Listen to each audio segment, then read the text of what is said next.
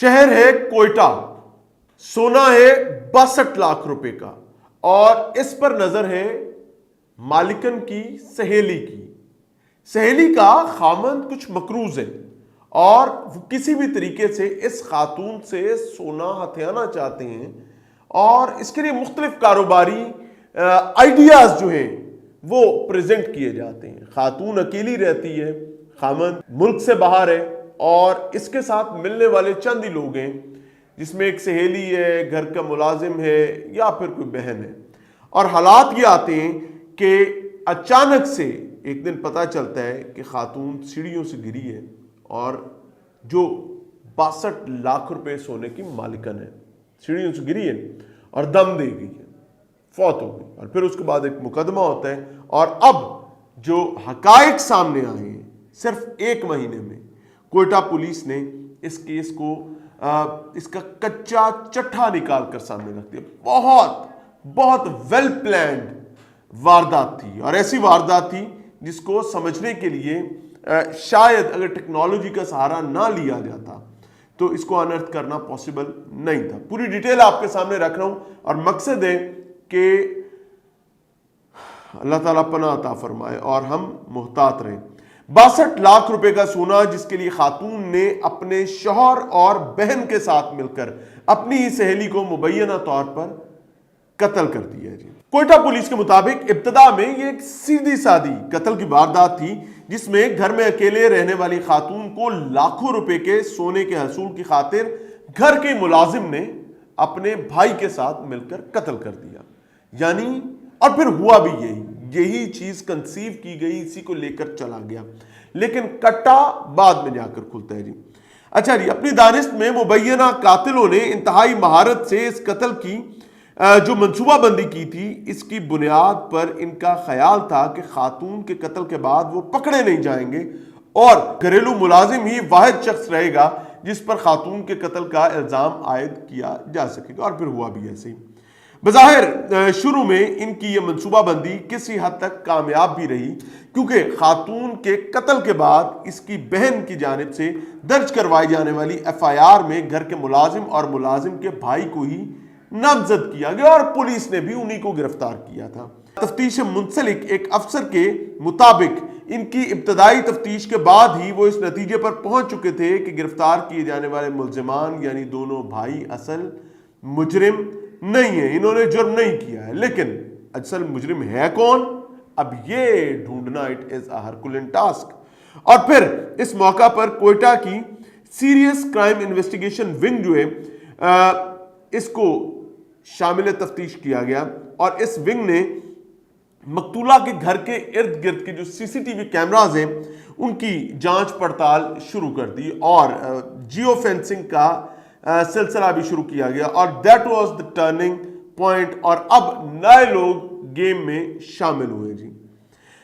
آگے چل کے ہونے والی تفتیش کے نتیجے میں قتل ہونے والی خاتون کی ایک سہیلی اور سہیلی کے شوہر سمیت 4 افراد کو گرفتار کر لیا گیا۔ اس کیس کی تفتیشی افسر اجرم خان کے مطابق گرفتار ملزمان سے مقتولہ کے گھر سے چوری کیے گئے 62 لاکھ روپے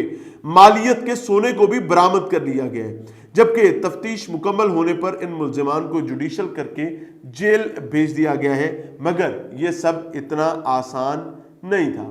خاتون کی عمر ہے 35 سال۔ 35 سالہ خاتون کے قتل کا یہ واقعہ 30 اگست کو یعنی گزشتہ ماہ پیش آیا تھا۔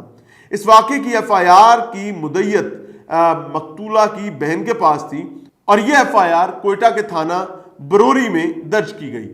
مدعیہ مقدمہ نے پولیس کو بتایا کہ ان کی 35 سالہ بہن کوئٹہ شہر کے مغرب میں واقع ہزارہ ٹاؤن میں اکیلی ایک گھر میں رہتی تھی۔ خاتون کا شوہر کام کاج کے سلسلے میں ناروے میں مقیم تھا، جبکہ اس کے ہاں کوئی اولاد نہیں تھی، اور اولاد نہ ہونے کی وجہ سے یہ اکیلی رہتی تھی۔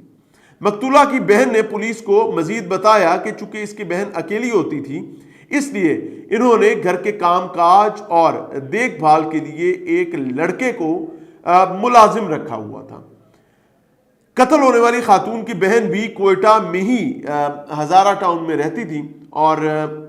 قریبی بالکل قریب ہزارہ ٹاؤن، دونوں ایڈریسز ہزارہ ٹاؤن آ رہے ہیں۔ FIR کے مطابق مقتولہ کی بہن نے بتایا کہ 30 اگست کی رات تقریباً 10 بجے ملازم اپنے بھائی کے ہمراہ موٹر سائیکل پر میرے گھر پہنچا اور مجھے بتایا کہ میری بہن سیڑھیوں سے گر گئی ہے اور اسے سر پر شدید چوٹ لگی ہے۔ میں بہن کے گھر پہنچی تو دیکھا کہ وہ صحن میں سیڑھیوں کے پاس پڑی تھی اور اس کے سر سے خون بہہ رہا تھا۔ ہم نے فوری بہن کو قریبی ہسپتال منتقل کیا۔ پولیس کے مطابق ہسپتال میں موجود لیڈی ڈاکٹر نے میت کا ابتدائی جائزہ اور پھر ابتدائی پوسٹ مارٹم رپورٹ تیار کی، جس میں یہ بات سامنے آئی کہ خاتون تو سیڑھیوں سے گری ہی نہیں ہے، بلکہ اس کے موت کی وجہ سیڑھیوں سے گرنا نہیں بلکہ سر کے پچھلے حصے پر تیز دھار آلے سے شدید وار اور ضرب کا لگنا تھا، اور یہی اس کی ہلاکت کی وجہ بھی تھی کیونکہ اس کے سر پر تیز دھار آلے کے نشانات بھی موجود تھے۔ مقتولہ کی بہن نے پولیس کو مزید بتایا کہ مجھے کبھی شبہ ہے کہ میری بہن کو قتل کرنے والے گھریلو ملازم اور اس کا بھائی ہی ہیں، اور انہوں نے نامعلوم وجوہات کی بنیاد پر میری بہن کو تیز دھار آلے کا سر میں وار کر کے قتل کیا ہے، اور ملزمان کے خلاف مقدمہ درج کر لیا جائے اور کارروائی کا آغاز کیا جائے۔ بروری پولیس نے بہن کی جانب سے دی جانے والی درخواست موصول ہونے پر وہی کیا جو ہونا چاہیے تھا کہ ایک 302 یعنی قتل کی دفعات کے تحت FIR درج کی اور گھریلو ملازم اور اس کے بھائی کو گرفتار کر لیا۔ اب ان سے قتل کی دفعات کے تحت تفتیش کا آغاز کر دیا گیا۔ FIR کے اندراج کے بعد اس کیس کی تفتیش کوئٹہ پولیس کے سیریس کرائم انویسٹیگیشن ونگ یعنی CEIW کے حوالے کر دی گئی۔ اس کیس کے تفتیشی افسر اجرم خان نے بتایا کہ مقدمے کے اندراج کے بعد مقتولہ کے ملازم اور اس کے بھائی کو گرفتار کر کے تفتیش کا آغاز کیا گیا، لیکن تھوڑی ہی دیر میں اس نتیجے پر پہنچ گئے کہ کہانی کچھ اور ہے، اور یہ دونوں ملزم جو ہے کم از کم قتل میں ملوث نہیں ہے، انہوں نے قتل نہیں کیا ہے۔ کوئی معاونت کا معاملہ اب اس پر بعد میں جا کر دیکھا جا سکے گا، مگر اب مشکل یہ درپیش تھی کہ اگر ملازمین نے قتل نہیں کیا تو اصل مجرم کون ہے؟ سیریس کرائم انویسٹیگیشن کے DSP شیر خان بلوچ کے مطابق دونوں بھائیوں کے خلاف قتل کے واقعے میں ملوث ہونے کے شواہد موجود نہیں تھے، تاہم تفتیش کے دوران ان سے بعض ایسی معلومات ضرور ملی جو اس کیس کو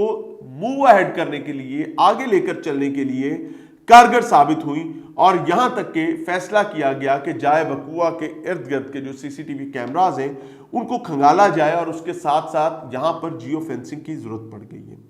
اجمل خان نے کہا کہ گھریلو ملازمین سے ہونے والی تفتیش کی بنیاد پر اس علاقے کی جیو فینسنگ کی گئی، کیمروں کا ریکارڈ حاصل کر لیا گیا تو مجموعی طور پر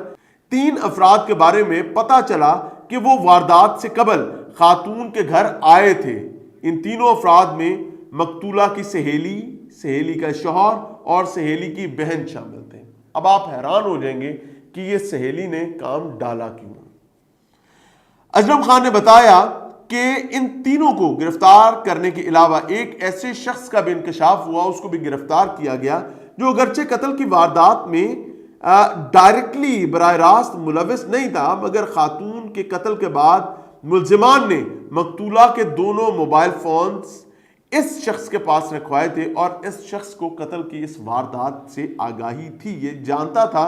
کہ یہاں پر قتل ہوا ہے۔ اور ناؤ موسٹ امپورٹنٹ پوائنٹ، تفتیشی افسر اجرم خان نے دعویٰ کیا کہ ابتدائی تفتیش میں یہ بات سامنے آئی کہ ملزمان گھر پر اکیلی رہنے والی خاتون سے اس کا 62 لاکھ روپے مالیت کا سونا حاصل کرنا چاہتے تھے، جو وہ دینے سے گریزاں تھی، اور بڑے ہیلے بہانے لارے لپے لگائے گئے جس میں ناکامی پر انہوں نے قتل کیا۔ ابھی اجرم خان کلیم کر رہے ہیں۔ تفتیشی افسر کے مطابق مقتولہ کی سہیلی کا شوہر بنیادی طور پر کافی مقروض تھا، جس کے